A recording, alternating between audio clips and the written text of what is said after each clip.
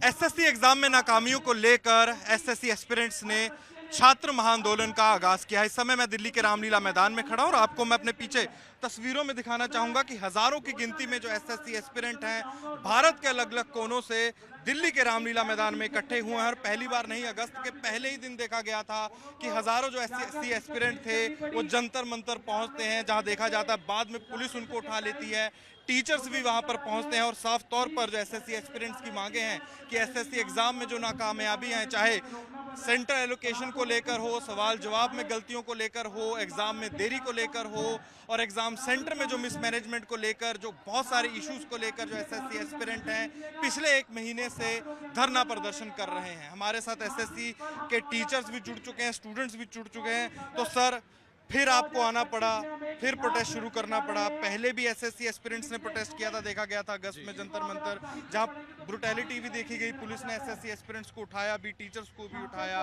फिर देखा गया एसएससी से आपकी बातचीत भी शुरू होती है, आश्वासन भी दिया जाता है। फिर रामलीला मैदान आने का कारण? हमारी जो बातचीत हुई थी जब 31 जुलाई को हम लोगों ने सारे टीचर्स ने मिलके जो पहली आवाज़ उठाई थी वो टीचर्स ने मिलके उठाई थी। अब जो आज उठाई है वो बच्चे मिलकर उठा रहे हैं। उस टाइम पे हमने पहले बच्चों को आगे नहीं किया, हमने बोला कि हम लोग बात करते हैं। जितने भी इशू हैं ना, वो बहुत सारे इशू थे, तो वो एक एक करके बताए नहीं जा सकते।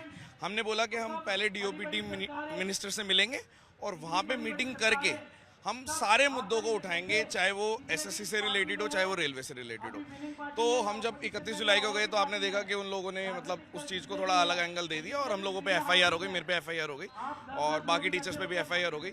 लेकिन उसके बाद फिर हम जब 4 तारीख को मिल के आए तो उस वक्त हमें ये लग रहा था कि काफ़ी सारी चीज़ें अब सॉल्व करेंगे, क्योंकि हमें ये आश्वासन दिया गया था कि अब जो दिक्कतें, पहले तो उन्होंने बोला कि आप हमें सिर्फ प्रॉब्लम्स बताइए, सॉल्यूशन हम देंगे। वरना हमने सबसे पहले जाती पहला पॉइंट रखा था कि जो ये नया वेंडर है वो पूरी तरह फेल हो गया है। तो उन्होंने बोला आपको इससे मतलब नहीं होना चाहिए कौन पेपर करा रहा है कौन नहीं, आप ये बताइए प्रॉब्लम क्या है। तो हमने सारी प्रॉब्लम बताई A to Z। तो फिर इन्होंने बोला कि ठीक है, अब हमें प्रॉब्लम पता चल गई है, अब ये प्रॉब्लम रिपीट ना हो, ये हमारी जिम्मेदारी है। और 4 तारीख को मिले, 6 तारीख से फिर स्टेनो का पेपर स्टार्ट हो गया, सेम प्रॉब्लम रिपीट होने लग गई। क्योंकि वो जो प्रॉब्लम है वो इतनी जल्दी सॉल्व नहीं हो सकती, आप इतनी जल्दी सेंटर अच्छे नहीं कर सकते, क्योंकि मेन जो कोर प्रॉब्लम है वो सेंटर है। क्योंकि सेंटर पे इशू हो रहे हैं, जो भी धांधलेबाजी हो रही है वो सेंटर पे ही हो रही है। अगर सेंटर इतनी दूर दूर पड़ेंगे और उसके बाद भी बच्चे पहुंचते हैं और वहाँ पे अगर ये कैंसिल कर देंगे एग्जाम, तो वो अगर आपको सही भी करना है तो 2 दिन में नहीं होगा। तो स्टेनो का पेपर हो गया तो दोबारा से वो सारी प्रॉब्लम रिपीट हुई। अब इन्होंने क्या किया, इन्होंने बोला ठीक है, जो हमारा पहला पेपर हुआ था सिलेक्शन पोस्ट का, उसके हम देखेंगे कि 50-60 हज़ार बच्चे हैं जिनको प्रॉब्लम है, उनका री एग्जाम करा देंगे, तो आपको दिक्कत नहीं होनी चाहिए। हमने बोला वो कैसे पता लगाओगे आप? इन्होंने बोला हम देख लेंगे, हमारे पास ऐसा सिस्टम है, हम पता लगा लेंगे किस किस के पेपर में दिक्कत हुई थी। लेकिन उसमें भी ये फेल हो गए, क्योंकि जब ये अब दोबारा रिकंडक्ट करा रहे हैं एग्जाम, उस एग्जाम्स में जिन लोगों का कोई दिक्कत नहीं है उनका एग्जाम हो गया, और जिनकी दिक्कत है वो वहीं की वहीं है। वो कह रहे हैं सर हमारा तो री एग्जाम हुआ नहीं है। और अब स्टेनो की आ गई है, मैं आपको पूरा लूपहोल बता रहा हूँ। जो स्टेनो की आ गई है उसमें फिर से वही प्रॉब्लम है, और यहाँ तक कि आप ये देख लो पेपर में इतने इशू आए हैं कि की में भी वो रिफ्लेक्ट हो रहे हैं सीधे सीधे, कि क्वेश्चन नहीं दिख रहा, ऑप्शन नहीं दिख रहा, ये सारी चीजें। बच्चे किसी भी वेंडर से नहीं डरते, बच्चों को बढ़िया क्वेश्चन चाहिए, सब कुछ चाहिए, लेकिन उनको एक इंफ्रा भी चाहिए। वो चाहते हैं कि आप ऐसा भी क्वेश्चन पूछो, मुश्किल पूछो, कुछ भी पूछो, लेकिन एक माहौल तो दो, तभी तो वो पास करेंगे। और वो ये भी नहीं चाहते कि कोई भी अगर ऐसी न्यूज़ आ रही है इधर उधर से, क्रेडिबिलिटी पे क्वेश्चन उठ रहे हैं कि भाई यहाँ पे चीटिंग हो रही है, यहाँ पे चीटिंग। तो जब बच्चे तैयारी कर रहे होते हैं उन्हें ये इस टाइप की न्यूज़ बिल्कुल पसंद नहीं है, और वो चाहते भी नहीं कि ऐसा कुछ हो, क्योंकि जो भी गरीब घर का बच्चा है वो उसको पता है कि कोई धांधलेबाजी नहीं होगी और उसकी जॉब लगनी चाहिए। तो मेन इशू ये है, तो इसलिए अब स्टूडेंट्स को आना पड़ रहा है इस चीज़ के लिए। तो आज हमने सब स्टूडेंट्स हैं वो इकट्ठा हुए हैं और वो ये पॉइंट रख रहे हैं, क्योंकि वो चीज़ें सॉल्व नहीं हुई हैं। कोर लेवल पे सॉल्व करने के लिए मुझे लगता है सोल्यूशन ये है कि थोड़ा सा इनको टाइम लेके नया वेंडर लाना चाहिए और जितनी भी प्रॉब्लम है उसको सॉल्व करना चाहिए। ये सबसे बड़ा मेन है। तो पहले जैसे उन्होंने बताया कि पहले का जो प्रोटेस्ट था जब अगस्त के स्टार्टिंग में देखा गया, वो तो बुलाया गया था टीचर्स की तरफ से, अब ये स्टूडेंट्स की तरफ से, तभी इसका नाम छात्र महाआंदोलन रखा गया है। पर कब तक चलेगा छात्र महाआंदोलन? ये एक दिन का है, लंबा चलेगा जब तक आपकी देखो, अभी इस बार तो स्टूडेंट को इस हिसाब से बुलाया गया कि आंदोलन लंबा चलेगा, क्योंकि सरकार इस बात को समझ ही नहीं पा रही है, एसएससी इस चीज़ को समझ ही नहीं पा रहा है। अभी जैसे सर ने भी आपको बताया कि लूप फॉल कहाँ से कहाँ तक चल रहे हैं। अभी स्टूडेंट्स का है, जैसे मान लो अभी 60 हज़ार बच्चों को इन्होंने दोबारा से बोला कि भाई रिकंडक्ट, हम दोबारा से एग्जाम कराएंगे। मैं ये बात पूछना चाहता हूँ कि आप लोग इतने मतलब किस तरीके से इन चीज़ों को इग्नोर कर रहे हैं। कि अगर मान लीजिए किसी सेंटर पर, मैं बोलता हूँ कि क्लासरूम के अंदर मान लो 5 बच्चों का अगर मान लो कि पेपर देते देते मान लो कंप्यूटर बंद हो गया, तो उन्होंने ऑब्जेक्शन लगाया होगा। उस ऑब्जेक्शन की वजह से उस क्लास के अंदर जो बच्चे बैठे हुए हैं, जो भी 40-50 बच्चे उस क्लास के अंदर बैठे हुए हैं, क्या वो एनवायरनमेंट खराब नहीं हुआ? क्या उन बच्चों को इंपैक्ट नहीं पड़ा? क्योंकि कंपटीशन एग्जाम है भाई, आप लोगों को वहां पर एक मिनट के अंदर पूरी गेम पलट जाती है, यहाँ तो पूरा बच्चा खराब हो जाएगा। तो 60,000 बच्चों कौन से यंत्र से इन लोगों ने पता लगा लिया कि यही 60,000 बच्चे हैं कि जिनका एग्जाम खराब हुआ है? पहली बात तो ये तो बिल्कुल गलत है कि डिमांड यही है कि जितने भी स्टूडेंट्स का एग्जाम हुआ है वो दोबारा से रिकंडक्ट हो, सिलेक्शन पोस्ट के एग्जाम से बिल्कुल एकदम क्रोनोलॉजिकल तरीके से सारे के सारे एग्जाम को कराया जाए।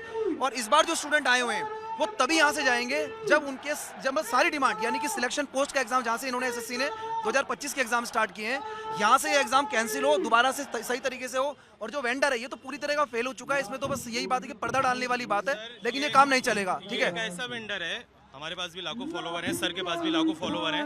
ये एक ऐसा वेंडर है जिसके ऑप्शन में पहले से ही आंसर टिक होता है। तो कोई बच्चा जब पेपर में बैठता है तो ऑप्शन को टिक करने जाएगा कि पहले से सोचेगा कि आंसर आ रहा है।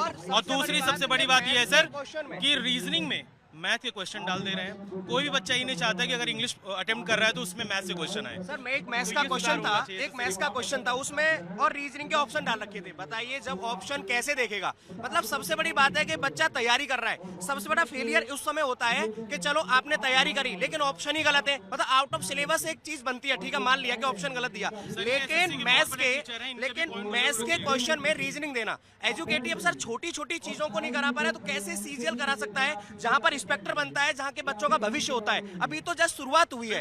अब टीसीएस में कुछ गलतियां थी, मान लिया। देखिए, सबसे पहले तो मैं इस पे बोलना चाहूंगा कि एडुकेटी ने 2022 में 2020 में एमपी में ऑलरेडी ब्लैक लिस्टेड है। उसके बाद भी इन्होंने दोबारा उसी को दिया गया एग्जाम एजेंसी की इनको क्यों दोबारा एग्जाम करवाया जाए। और इनके पास अभी इतना इंफ्रा है नहीं कि ये पूरे इतने सारे बच्चों को एक साथ करवा पाए। और क्वेश्चन बनाने की अलग समस्याएं हैं। क्वेश्चन में रीजनिंग में हिंदी डाल दे रहे हैं, हिंदी में ऑप्शन में बदला, गणित का ऑप्शन में आ गया है। मतलब अलग अलग तरीके से बहुत तरीके से समस्या मेन डिमांड है, या तो एडुकेटी को हटाएं या फिर एडुकेटी के अंदर रिफॉर्म लाएं। That's it. अब सबसे बड़ी बात सर एक चीज कहना चाहूंगा, तो वेंडर को बदलने को लेकर हमारे साथ यहाँ एसएससी के शिक्षक इकट्ठे हुए थे, जो इनकी बड़ी मांग है। क्योंकि एसएससी एग्जाम में देखा जा रहा है बहुत सारी जो शिक्षक और विद्यार्थियों का कहना है धांधलियां हैं, चाहे प्रश्न पत्र हो और चाहे एलोकेशन ऑफ सेंटर हो, और साथ ही मिसमैनेजमेंट देखी जाती है सेंटरों में। कभी माउस नहीं चलता, कभी कंप्यूटर स्क्रीन नहीं चलती, और जिसका सारा ठीकरा विद्यार्थियों पर फोड़ा जाता है। पर वहीं समय में रामलीला मैदान की 2 तस्वीरें आपको दिखाऊंगा। एक तो उस तरफ जहां आप देख सकते हैं कि हजारों जो विद्यार्थी हैं भारी संख्या में भारत भर से यहाँ पर इकट्ठे हुए हैं। सब एसएससी एस्पिरेंट्स हैं। एसएससी एस्पिरेंट्स का ये महाआंदोलन है, क्योंकि इससे पहले जंतर मंतर में भी विद्यार्थियों और टीचर्स ने महाआंदोलन बुलाया था, और आज फिर रामलीला मैदान में यहाँ पर विद्यार्थी और साथ ही जो एजुकेटर्स हैं, टीचर्स हैं, वो इकट्ठे हुए हैं। आप देख सकते हैं दूर तक आपको एसएससी के विद्यार्थी नजर आएंगे, और हाथ में उन्होंने पोस्टर पकड़ रखे हैं कि वादा नहीं, रोजगार दो। एक एक बच्चे ने हाथ में देख सकते हैं पोस्टर पकड़ रखे हैं, ना झुकेंगे ना डरेंगे, हम एक साथ लड़ेंगे। तो साफ तौर पर विद्यार्थियों का कहना है कि जब तक उनकी जो मांगे हैं वो पूरी नहीं होती, वो रामलीला मैदान से तब से मस नहीं होने वाला। और वहीं दूसरी तस्वीर में आपको अपने पीछे दिखाना चाहूंगा कि एक बहुत बड़ा मंच यहाँ रामलीला मैदान पर बनाया गया है, जहाँ एसएससी के एजुकेटर बैठे हैं, और देश भर से एसएससी के एजुकेटर यहाँ पर आए हैं अपनी मांगे रखने के लिए, ताकि जो विद्यार्थियों की आवाज है वो बुलंद हो सके। कैमरामैन रोहित मिश्रा के साथ अनमोल बाली की दिल्ली से रिपोर्ट।